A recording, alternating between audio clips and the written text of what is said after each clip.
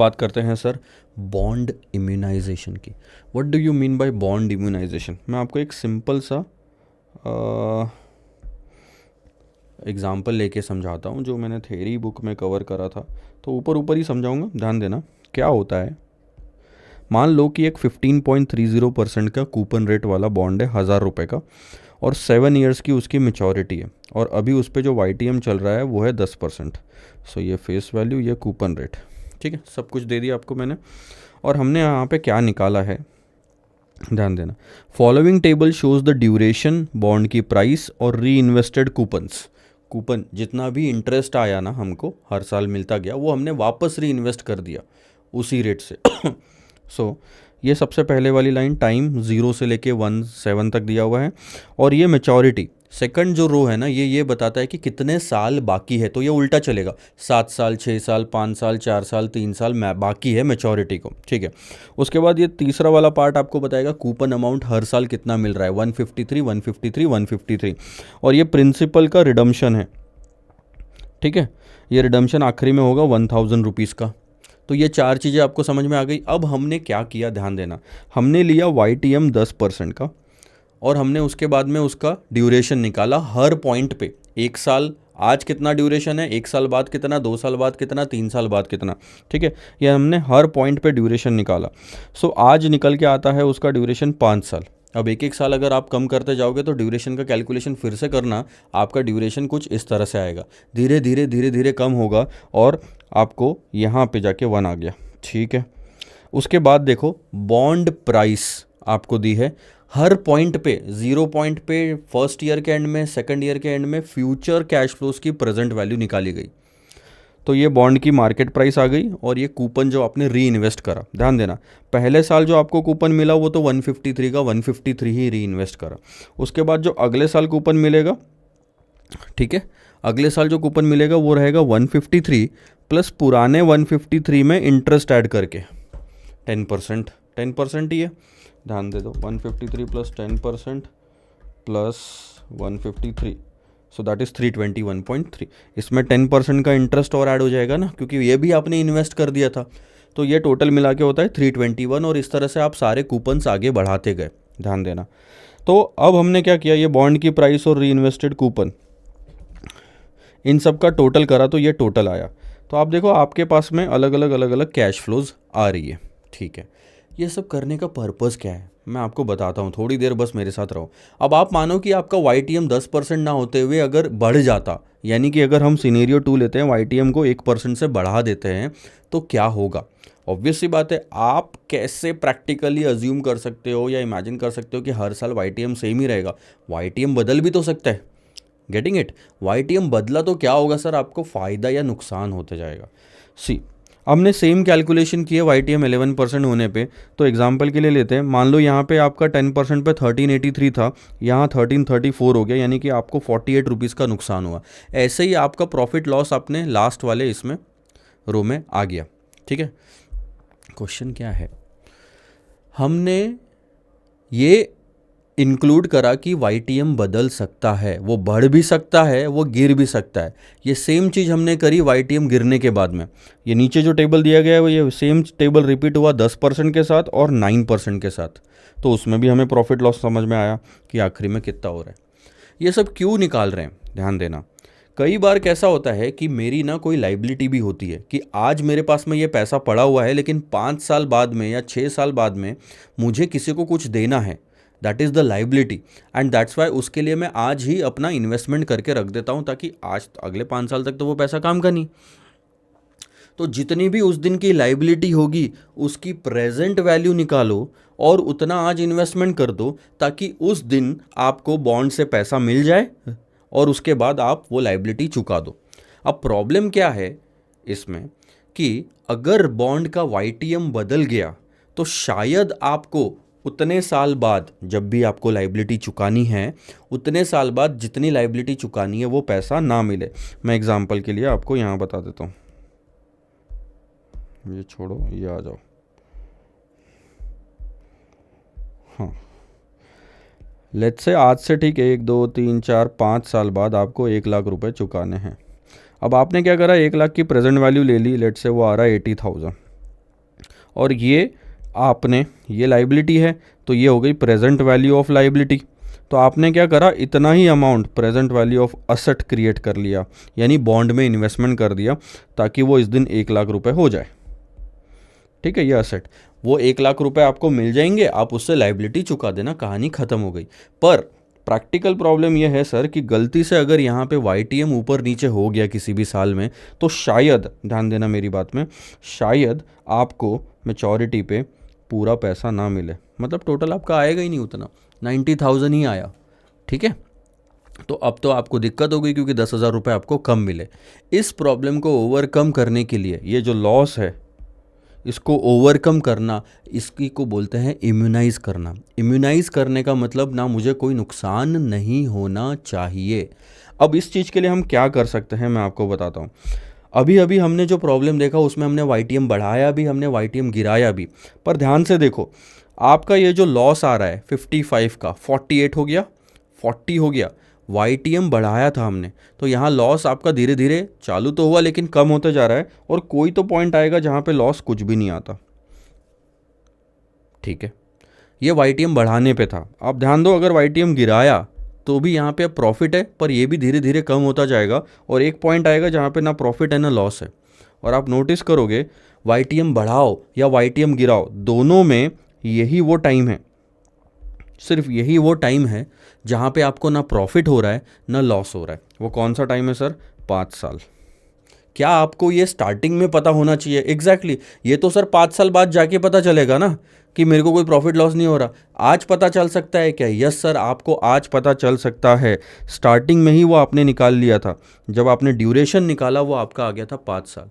इसका मतलब क्या है कि आपके बॉन्ड का होराइजन जो है, या आपकी जो ड्यूरेशन लाइबिलिटीज़ वगैरह जो भी है, that should be equal to the duration. Bond के ड्यूरेशन के बराबर का टाइम अगर रहेगा आपकी लाइबिलिटी का भी और असेट का भी, दैट मीन्स आपको ना कोई प्रॉफिट होगा ना कोई नुकसान होगा। एक्स्ट्रा का जितना पैसा चाहिए उतना मिलेगा। What you need to ensure is your time, investors horizon बोलो उसको, या आपकी लाइबिलिटी का टाइम बोलो, that should match with the duration of the bond at every point of time. पूरी चीज़ें बताने का पर्पस सिर्फ एक ही था कि सर जो भी आपका इन्वेस्टर को जब भी पैसा चाहिए, that should be equal to duration. आप ड्यूरेशन ऊपर नीचे कर सकते हो, आप उस पर, वो डिपेंड करता है कि आप कितना इन्वेस्टमेंट कर रहे हो। आपके पास में 2 बॉन्ड है, लेट्स से बॉन्ड ए है 5, इसका ड्यूरेशन 5 साल का, बॉन्ड बी का ड्यूरेशन 7 साल का है, तो आपके पोर्टफोलियो का ड्यूरेशन क्या हो गया सर? बहुत सिंपल है, वेटेड एवरेज। ये तो आपने देख चुका हो, वेट इंटू ड्यूरेशन, खत्म। तो वेटेड एवरेज ड्यूरेशन आपका 5 साल आ जाए, ऐसा कुछ करो, या 4 अगर है तो लेट से 5 साल आ जाए। तो क्यों आप ड्यूरेशन के बराबर लाना चाहते हो? क्योंकि वो एक पॉइंट होता है जहाँ पे YTM बढ़े या गिरे कोई नुकसान हमें नहीं होता। ठीक है, ये चीज़ तो आपको समझ में आ गई। अब मैं 2-3 चीज़ें इसमें से समझा देता हूँ, ध्यान देना। आपका जो टारगेट पीरियड है that should be equal to duration. पहला, present value of asset should be equal to present value of liabilities. जो भी लाइबिलिटी है उसकी प्रेजेंट वैल्यू जितना ही आपने इन्वेस्टमेंट करना है ताकि आपको एग्जैक्ट उतना अमाउंट मिले। और बॉन्ड के portfolio duration is nothing but the weighted average duration. ये 3 चीज़ें आपने इसमें से सीखनी है। और अब हम एक क्वेश्चन देखेंगे। अरे इतना भी कोई डिफ़िकल्ट थोड़ी होता है, ज़्यादा टाइम होता तो और टाइम लेके मैं आपको बताता। क्वेश्चन नंबर 28 देखो, हमने कुछ चेंजेस करें। अगर आपके पास में पुराना इंपॉर्टेंट क्वेश्चंस का लिस्ट है तो प्लीज़ रिप्लेस इट। आप टेलीग्राम में सर्च करोगे, टेलीग्राम चैनल में कि इंपॉर्टेंट क्वेश्चंस 263 इंपॉर्टेंट ऐसा सर्च कर लो, आपको मिल जाएगा। उसके अंदर में लेटेस्ट वाला मैं अपडेट कर दूंगा उसमें। The following data are available for 3 bonds ABC। These bonds are used by a bond portfolio manager to fund an outflow scheduled in 6 years. ध्यान देना, आपका आउटफ्लो कब है? Outflow is scheduled in 6 years. Liability sir decide हो गई 6 years की, यानी आपके पोर्टफोलियो का ड्यूरेशन जो आएगा निकल के वो भी 6 ईयर्स होना चाहिए। अगर आपको रिस्क फ्री काम करना है तो, रिस्क लेके करना है तो फिर आपकी मर्जी। Current yield is 9%। All the bonds have a face value of 100 and which will be redeemed at par. Face value 100 है, रिडम्पशन वैल्यू भी 100 ही रहेगी। बॉन्ड A, B और अगले पेज पे दिया है C। मैच्योरिटी दी है दोनों तीनों की और कूपन रेट भी आपको दिया हुआ है। ठीक है, अब सबसे पहला क्वेश्चन इन्होंने पूछा, calculate the duration of the bond. क्या कोई डिफिकल्ट है ये निकालना? तीनों बॉन्ड्स का ड्यूरेशन निकाल लो। ये रहा सबसे पहले calculation of the bond duration, maturity के हिसाब से। पहला वाला 10 साल तक है तो आपको ऐसा 10 टेबल बनाने पड़ेंगे। ड्यूरेशन कैसे निकालते थे? पूरा कैश फ्लो लिया, प्रेजेंट वैल्यू फैक्टर से मल्टीप्लाई करके प्रेजेंट वैल्यू निकाला। अब हर प्रेजेंट वैल्यू का आप वेट निकालोगे टोटल में कितना है, और उसको ईयर से मल्टीप्लाई करोगे और टोटल करोगे तो ड्यूरेशन आ जाएगा। ऐसा तीनों बॉन्ड के लिए करो। It is going to take time. This question is from November 18, 12 marks, और MTP में भी था, आ सकता है। ठीक है, तो आपने तीनों का ड्यूरेशन निकाला। ये हो गया बॉन्ड ए का ड्यूरेशन, ध्यान देना 6.862। इसके बाद बॉन्ड बी का भी आपने ड्यूरेशन निकाला, मैं वापस नहीं जा रहा इसमें, 5.84। और बॉन्ड सी का भी निकाला क्योंकि वो 5 साल था तो जल्दी निकल गया, 4.24। अब आपके पास में 3 ड्यूरेशन है। ठीक है, A, B, C, ये तीनों बॉन्ड के आपके ड्यूरेशन तो आ चुके हैं। क्वेश्चन 2 देखो, बॉन्ड पोर्टफोलियो मैनेजर को ये बोला गया कि टोटल आपके पास जितना भी पैसा है उसका 45% आप एक काम करो बॉन्ड ए में डाल दो। अब आपके पास कितना पैसा बचा है? सिर्फ 55%। ठीक है, calculate the percentage of amount to be invested in bond B and C so that the bond that need to be purchased to immunise the portfolio. अब क्वेश्चन यहीं पे तो मेन पार्ट आता है क्वेश्चन का कि इम्यूनाइज करना है पोर्टफोलियो को, यानी कि हमारे पोर्टफोलियो का duration should be equal to 6 years. क्यों? क्योंकि लाइबिलिटी भी उसी टाइम पे है, और इम्यूनाइजेशन का कॉन्सेप्ट बोलता है जब लाइबिलिटी को पे करना है उतना ही ड्यूरेशन रखो, उसी पॉइंट पे आपको प्रॉफिट और लॉस नहीं होता। इसीलिए इम्यूनाइज करना यानी कि रिस्क नहीं लेना। बस कहानी सिंपल है। आपको आप एक काम करो, weight of A plus weight of B plus weight of C कितना होता है सर? 1। इसमें से 0.45 तो आपने वेट ऑफ ए में डाल दिया बॉन्ड, वेट ऑफ बी को ले लो, वेट ऑफ बी। अच्छा, तो बचा कितना? Weight of B excuse me plus weight of B plus weight of C is equal to 1, यानी कि weight of B plus weight of C is equal to 0.55। आप weight of B plus 0.55 minus weight of C ले लो, B, weight of C will be this. ऐसा भी लिख सकते हैं आप उसको। ठीक है, तो इन दोनों का आपको आंसर मिल जाएगा। टोटल वेट 0.55 है, तो यहाँ आप लिख लो 0.55। इससे क्या होगा, आपको वेट ऑफ बी, सॉरी ऐसा लिख लो उसको, 55% है तो ये हो गया 0 इधर में। अब क्या करना है? ड्यूरेशन इनटू वेट, तीनों के वेट है, तीनों के ड्यूरेशन है, शुड बी इक्वल टू 6। ध्यान देना। चलते हैं हम, ये रहा क्वेश्चन। क्या बोलता है? Period required to be immunised. अच्छा, ऐसे ना लेते हुए भी आप अगर सिंपल तरीके से चलना चाहते हो तो वो रहा ये, मेरे पास तीनों के वो होने चाहिए।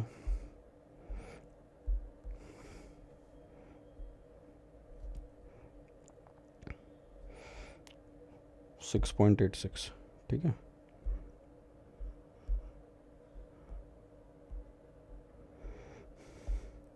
क्या होगा sir formula? Summation of weight I D I should be equal to 6। So weight of A duration of A plus weight of B duration of B plus weight of C duration of C should be equal to 6। Weight of A तो हमें पता चल गया 0.45। Duration कितना है wait of ए का, मतलब ए का 6.86 का ड्यूरेशन यहाँ पे तो फिक्स हो गया, तो ये हमने यहाँ रख दिया 6.86। ठीक है, प्लस वेट ऑफ बी आप यहाँ ले लो, इनटू ड्यूरेशन इसका आएगा 5.84, और वेट ऑफ सी को हमने क्या लिया था? 0.55 माइनस वेट ऑफ बी, और इसका ड्यूरेशन है 4.24, और आप इक्वल टू कर दो इसको 6 से। अब इस इक्वेशन को सॉल्व करोगे तो वेट ऑफ बी निकल के आएगा, क्योंकि बाकी सब आपने ले लिया। वेट ऑफ बी जो निकल के आया, यहाँ पे भी तो इन्होंने नहीं करा, चलो मैं सॉल्व कर लेता हूँ। ये हर चैप्टर में सेम तरीके से अगर आप चलोगे वेटेड एवरेज का निकालना तो आपको इजी जाएगा। अब यहाँ पे भी सही है, गलत नहीं है, तरीका डिफरेंट है। 5.84 weight of B plus 2.332 minus 4.24 weight of B and that should be equal to 6. So इसको 5.84 minus 4.24, that's 1.6 weight of B plus 5.419 is equal to 6. ठीक है, तो 6 minus 5.419 divided by 1.6, weight of B निकल के आया 36.31%. ये रहा. ठीक है, sorry, weight of, on solving this equation the value of B 35.31 आ रहा, 34 क्यों आ रहा है इनका, 36.31 आना चाहिए था. चलो कुछ ना कुछ राउंडिंग ऑफ का डिफरेंस होगा ही होगा. आप सॉल्व करोगे तो आपको एग्जैक्ट समझ में आ जाएगा. हाँ ठीक है, सही है, सही लिख रहा है. 36 ये और है ना, ये बी का ही है पूरा और ये सी का है. सो वेट ऑफ ए हो गया आपका 45%, वेट ऑफ बी हो गया 36.31% और वेट ऑफ सी यानी कि बचा हुआ एक में से. तो ये तीनों वेट्स हो गए, वो 3 ड्यूरेशन थे. वेटेड एवरेज निकालोगे तो ड्यूरेशन आएगा आपका 6 का और आपका बॉन्ड इम्यूनाइज्ड कहलाएगा. ठीक है, अब नेक्स्ट क्वेश्चन देखो. After the portfolio has been formulated and interest rate changes occurs. Interest rate में चेंज अकर हुआ, एक सेकंड देना है बस.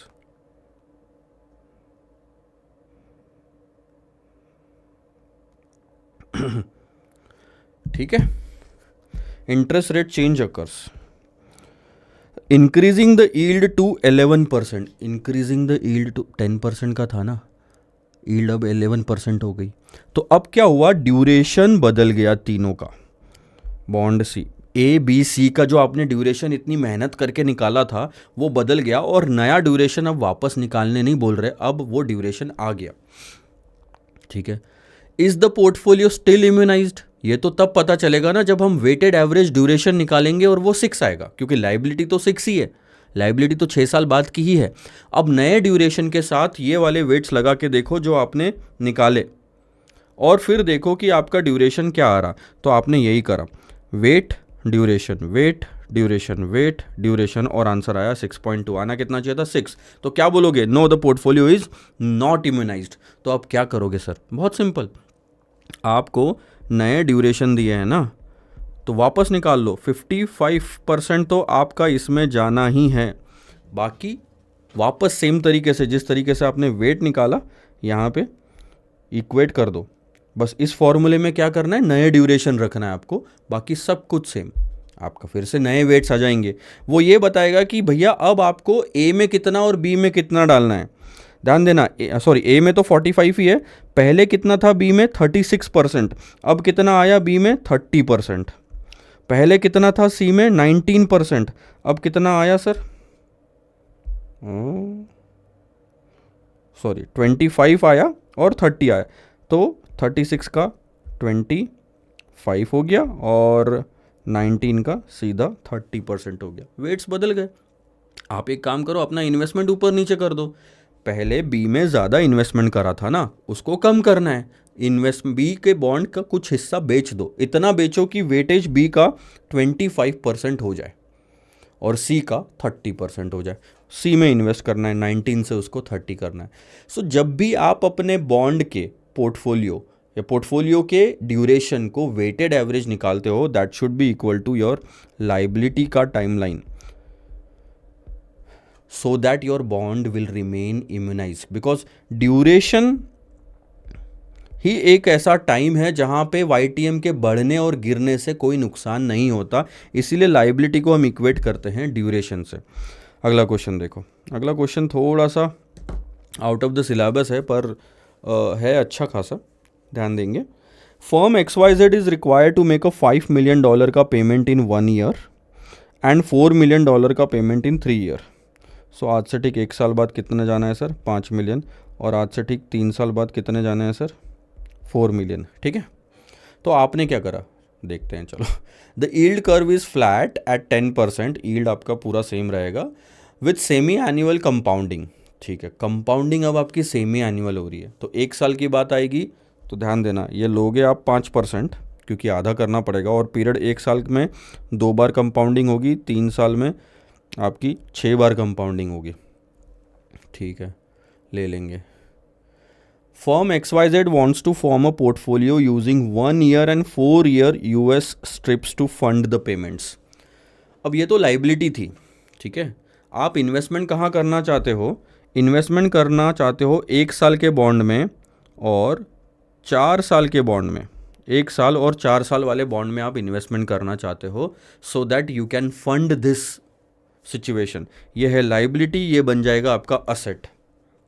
टाइमिंग देखो कैसी गड़बड़ा गई है। तो आपको करना क्या है? बहुत सिंपल है। आप सबसे पहले तो लाइबिलिटी जो जितनी दी है 5 मिलियन और 4 मिलियन डॉलर की, उसकी प्रेजेंट वैल्यू निकाल के टोटल बताओ कि प्रेजेंट वैल्यू ऑफ लाइबिलिटी क्या आ रही है। हमने इम्यूनाइजेशन वाले में देखा कि जितनी प्रेजेंट वैल्यू आ रही है उतना ही प्रेजेंट वैल्यू ऑफ असेट होना चाहिए।